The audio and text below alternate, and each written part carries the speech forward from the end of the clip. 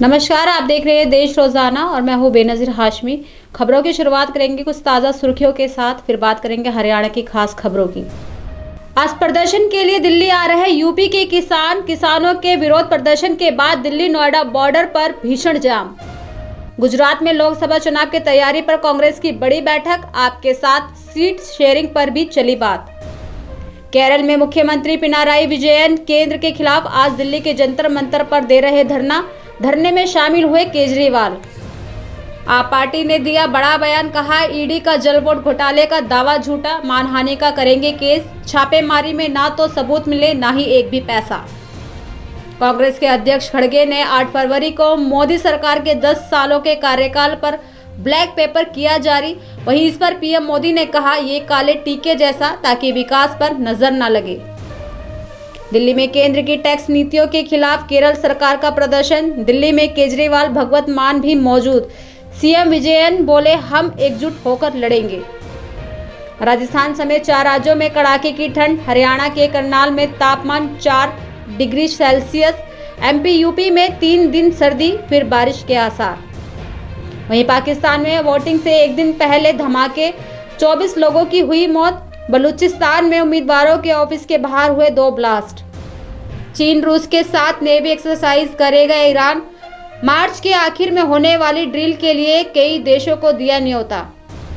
तो वहीं बात करते हैं शेयर बाजार की, तो सेंसेक्स में 700 अंक से ज्यादा की गिरावट, निफ्टी भी 150 अंक से ज्यादा टूटा, पेटीएम के शेयर में 5% से ज्यादा की गिरावट। तो ये थी कुछ ताज़ा सुर्खियां। बात करते हैं हरियाणा की खास खबरों की। हरियाणा के मुख्यमंत्री मनोहर लाल ने भिवानी के नायब तहसीलदार आलमगीर और पटवारी ललित कुमार को तुरंत प्रभाव से निलंबित करने के आदेश दिए हैं। दरअसल आदेश भिवानी के एक शिकायतकर्ता द्वारा संपत्ति का इंतकाल देरी से करने और गलत कार्रवाई रिपोर्ट प्रस्तुत करने के मामले में दिए गए हैं। वहीं नियम 7 के तहत कार्रवाई भी अमल में लाने के निर्देश दिए गए हैं। बता दें कि भिवानी की महिला द्वारा संपत्ति का इंतकाल देरी से करने और गलत कार्रवाई रिपोर्ट प्रस्तुत करने के मामले में शिकायत दी गई थी। वहीं नायब तहसीलदार आलमगीर ने पटवारी ललित कुमार की रिपोर्ट का हवाला देते हुए कहा था कि इंतकाल करके शिकायतकर्ता को उसकी नकल दे दी गई है, जबकि वास्तव में शिकायतकर्ता को इंतकाल की कोई कॉपी नहीं मिली। किसानों द्वारा दिल्ली कूच को लेकर पुलिस प्रशासन पूरी तरह से अलर्ट मोड पर नजर आ रही है।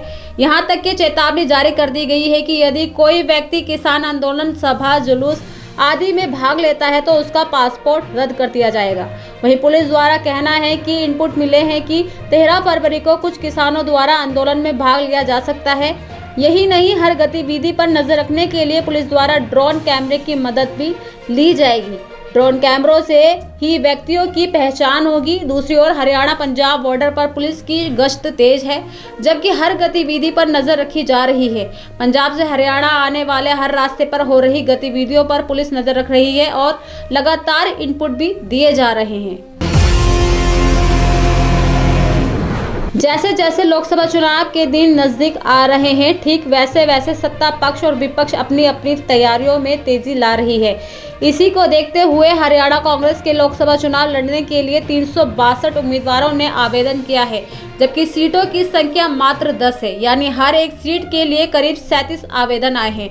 यानी अब अगर गणित के फॉर्मूले के हिसाब से बात करें तो हर एक सीट के लिए करीब 37 आवेदन आए हैं। भविष्य में कांग्रेस के लिए सबसे बड़ी चुनौती हर सीट पर सही उम्मीदवार का चयन करना होगा, ताकि भाजपा या विपक्षी उम्मीदवार के सामने एक अच्छी फाइट हो पाए। कुरुक्षेत्र में पूर्व मुख्यमंत्री भूपेंद्र सिंह हुड्डा पीपली पहुंचे, जहां उन्होंने पत्रकारों से बातचीत में कहा कि आज प्रदेश का हर वर्ग वर्तमान भाजपा सरकार की नीतियों से परेशान है। दरअसल हुड्डा ने कहा कि किसानों ने इतने लंबे समय तक आंदोलन किया था, लेकिन सरकार आज तक उन्हें एसपी नहीं दे पाई। साथ ही ये सरकार किसान विरोधी नीतियों का ही परिणाम है। वहीं हुड्डा ने कहा कि हर वर्ग सरकार की नीतियों से परेशान है। इसी के चलते कांग्रेस विधानसभा सत्र में अविश्वास प्रस्ताव लेकर आ रही है, जिसकी तैयारियां की जा रही हैं। कांग्रेस के शासन में हरियाणा प्रदेश खेल से लेकर हर क्षेत्र में देश में अव्वल था, लेकिन आज भ्रष्टाचार, बेरोजगारी अपराध में अव्वल है। जहां दूसरे देश अपने नागरिकों को बचाने के लिए प्रयासरत हैं, वहीं हरियाणा सरकार युवाओं के भविष्य के साथ खिलवाड़ कर रही है। उन्होंने इजराइल भेज रही, जो सरकार की बड़ी विफलता है। इनेलो के पूर्व विधायक दिलबाग सिंह को गुरुवार को पंजाब और हरियाणा हाईकोर्ट से बड़ी राहत मिली है। दरअसल हाईकोर्ट ने ईडी की गिरफ्तारी व रिमांड के आदेश को रद्द कर दिया है। वहीं दिलबाग सिंह ने हाईकोर्ट में अपनी गिरफ्तारी को अवैध बताते हुए तुरंत रिहा करने का निर्देश जारी करने की अपील की थी। प्रवर्तन निदेशालय की टीम ने धन संशोधन के एक मामले में यमुनानगर स्थित पूर्व विधायक दिलबाग सिंह के आवास पर पिछले दिनों छापेमारी की थी। 5 दिन चली छापेमारी के बाद आरोपी पूर्व विधायक दिलबाग सिंह और उनके करीबी खनन कारोबारी कुलविंद्र राणा को गिरफ्तार किया गया था। बताते चले कि जनवरी के पहले सप्ताह में शुरू हुई तलाशी में पता चला कि आरोपी अवैध कारोबार का सिंडिकेट चला रहा था और आरोपियों ने अवैध खनन पर मोटी कमाई भी की थी। देश का 22वां अखिल भारतीय आयुर्विज्ञान संस्थान एम्स रेवाड़ी के गांव माजरा में बन रहा है। माजरा एम्स का टेंडर पिछले साल 30 दिसंबर को फाइनल हो गया था। इसके बाद से ही लगातार एम्स के शिलान्यास की संभावनाएं तलाशी जा रही थी। हरियाणा सरकार लोकसभा चुनाव के आचार संहिता लगने से पहले एम्स का शिलान्यास करने के लिए प्रयासरत है। बताते चले कि प्रधानमंत्री नरेंद्र मोदी 16 फरवरी को रेवाड़ी आएंगे और एम्स का शिलान्यास करेंगे। एम्स के साथ ही वे कई अन्य महत्वपूर्ण योजनाओं का भी उद्घाटन करेंगे। ये जानकारी केंद्रीय मंत्री राव इंद्रजीत ने दी। तो ये थी दिन भर की कुछ ताज़ा सुर्खियों के साथ हरियाणा की खास खबरें। कल फिर होगी मुलाकात ऐसे ही खास खबरों के साथ। तब तक के लिए बने रहिए हमारे साथ और देखते रहिए देश रोजाना। नमस्कार। हमारे साथ जुड़े रहने के लिए देखते रहिए देश रोजाना का यूट्यूब चैनल सब्सक्राइब कीजिए। साथ ही देश रोजाना की खबरें सबसे पहले देखने के लिए प्रेस कीजिए बेल आइकन।